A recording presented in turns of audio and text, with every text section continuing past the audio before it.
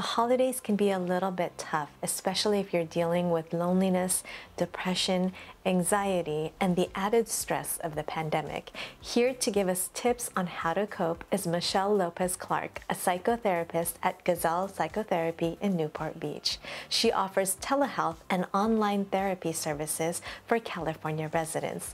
Additionally, she's a Gottman Bringing Baby Home educator and a children's book author, debuting her book in March of 2021. Welcome, Michelle. Thank you so much for being here with us today. Thank you for having me, and thank you for doing a segment on mental health. It's so important, especially for our Filipino community. Yes, it is. And unfortunately, I feel like a lot of people in our community are very shy and hesitant in reaching out. So can you share with us how we can break that stigma? Yeah, it's very heartbreaking that really a lot of people can get help, but really one of the worries about getting help is the stigma and the shame around mental health. And so really it is our responsibility to help break that by talking about our struggles more and conveying the message that it's okay to feel pain, to go through tough times, and that it's okay to seek professional help too. Yes, you're right, Michelle. We are all human and we all go through different struggles. And so nobody, I think, should be ashamed, right? Now, speaking of anxiety, loneliness, and depression, especially during the holidays and amidst the pandemic, can you share with us how we can cope? Yeah, the best way is really to seek professional help. But of course, there are some ways that we can start doing ourselves. And first is to really know that you're not alone. You're not alone in your feelings, and to make space for our feelings. With the pandemic, it really has affected people in so many different ways. It has heightened our levels of anxiety and fear, and even depression. And so knowing that we're not alone and that there is help is hopefully giving some sense of comfort. Another way is to ground our expectations. So during the holidays, the holidays can be stressful, and more so now with COVID-19 being a threat. And a lot of times we feel pressure or obligation to show up to family gatherings or holiday parties. Pressure to gift everybody, especially in our culture. I mean, everybody to us is family. And so a lot of times we tend to gift everybody or feel the need to, right?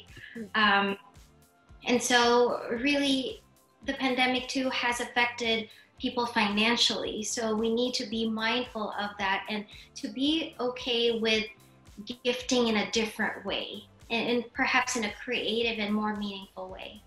I love that. I always say you can never say you're not alone too many times. I think we constantly need to remind everyone we're not alone. You're not alone.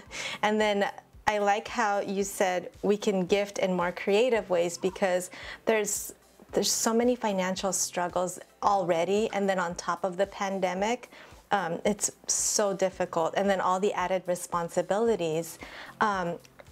Speaking of responsibilities, can you share how parents can cope with their new normal and all of the tasks that they're juggling right now? Yes, how parents can cope some ways is really first be kind to yourselves.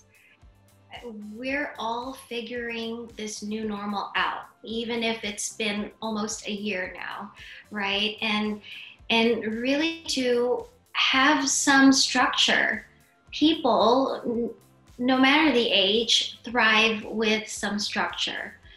And so, having a schedule and also practicing self-care is very important, that also children can do as well, and including teenagers. This is a great time to explore that with them. Yeah, you mentioned teenagers, and that was my next question. You know, a lot of teenagers, because of the stricter lockdown rules, they may be experiencing loneliness and depression themselves because of the lack of physical social interaction. How can parents support our teens?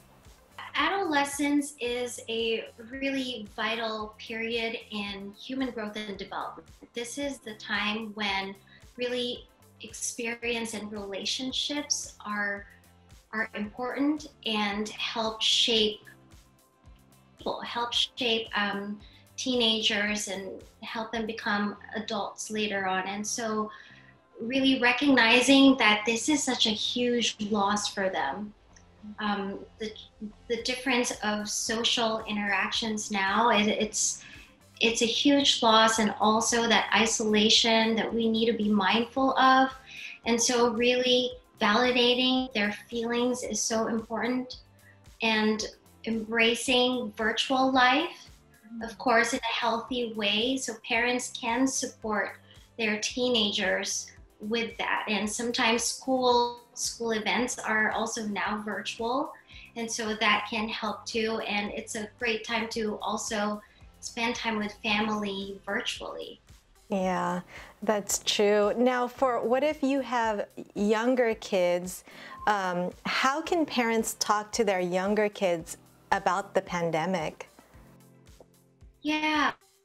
So when it comes to younger kids and talking about the pandemic, we need to be mindful of the words we use and how we talk to them about this virus, right? And to really be empathic, and to instill really reassurance and not more of the fear and anxiety. So for parents, we need to be mindful of our own anxiety, and that really if we need more support, that there is support for parents, for children, also for teenagers, especially during this time. And therapy now is accessible online, which is so wonderful that it's reaching more people. Yeah, I love that. I think one of the things that I've learned just from talking to you is that there's help everywhere, and don't be afraid to reach out and ask for it, and know that you're not alone.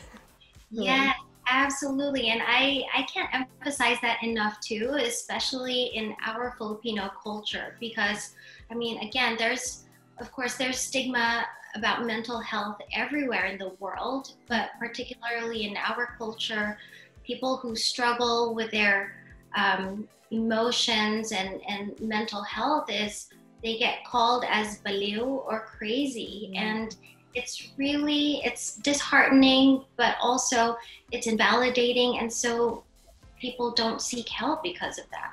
Yeah, so we all just have to remind everyone, it's okay, you're not the only one going through this, and we can all help each other. Absolutely, yes. I know you have a children's book coming out, and I'd love for you to share with us a little bit more about it.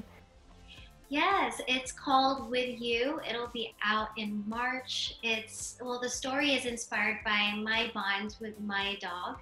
And it's a picture book that's about the special bond with dogs and children, and really for families to enjoy together. It also reflects diversity and promotes the importance of having an emotional connection with children.